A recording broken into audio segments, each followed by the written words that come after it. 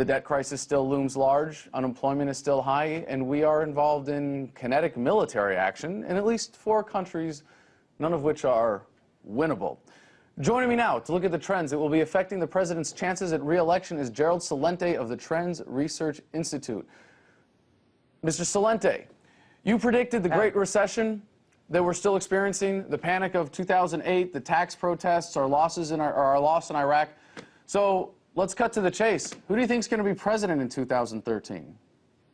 Well, as it stands now, it looks like Obama will win because the Republicans really don't have anybody to run against him, unless you have a wild card like a Ron Paul. You know, it goes back to what Bill Clinton said back in the '92 elections. It's the economy, stupid.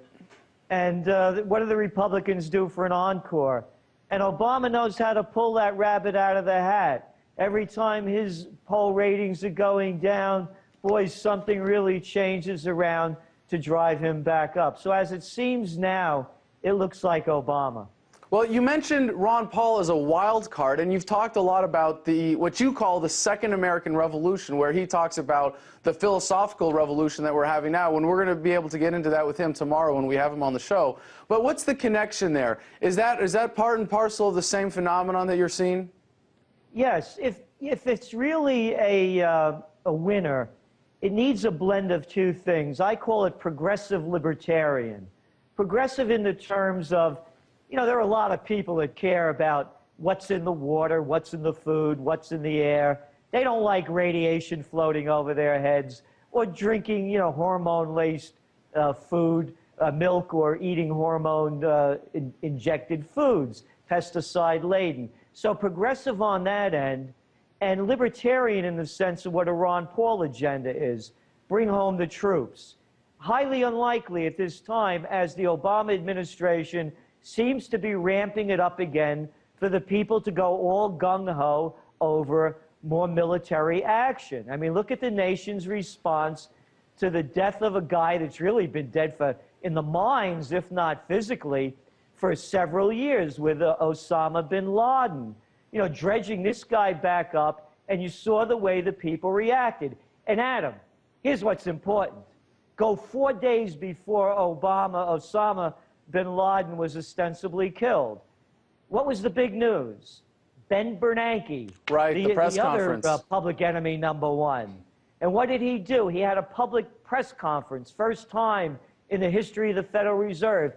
As Bernanke was speaking, the dollar was crashing. Gold prices shot up $20 an ounce. Silver prices $2 an ounce. Hey, that's out of the news now. So you see the way these things change so rapidly. So going back to the economy, because Ron Paul's position on the economy is also 180 degrees apart from Obama's, and Standard & Poor recently downgraded our debt rating. Some agencies would put us at a C now, or saying that we're going to not be a credible borrower anymore. The U.S. government is not. And I think the economic issues are going to be most important when it comes to Obama's re-election. People are going to be evaluating, are they better off now than they were 4 years ago? What do you think this means, this downgrading by Standard & Poor to our debt rating, in terms of Obama's ability to keep people happy? Well, it's going to be downgraded at some point.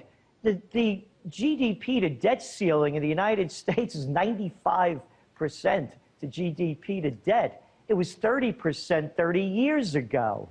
You're looking at an average American picking up their share of the debt burden is like $46,000. The debt is never going to be repaid. You know, Bernie Madoff, a guy who knew a thing or two about Ponzi schemes, go and look at February 27th, New York Magazine. They did an interview with him. You know what he called the United States government? One big Ponzi scheme. Yep. And that's what's going on, Adam. They're going to keep the game going. They'll try anything. They'll print all the digital money out of thin air that they could invent. And if that doesn't work, they take you to war. Right. Well, I'm just hoping that the game is up before the 2012 election and Obama gets called on the carpet by the American people. Gerald, thank you so much for joining us tonight. Hey, thank you, Adam. That was Gerald Celente of the Trends Research Institute.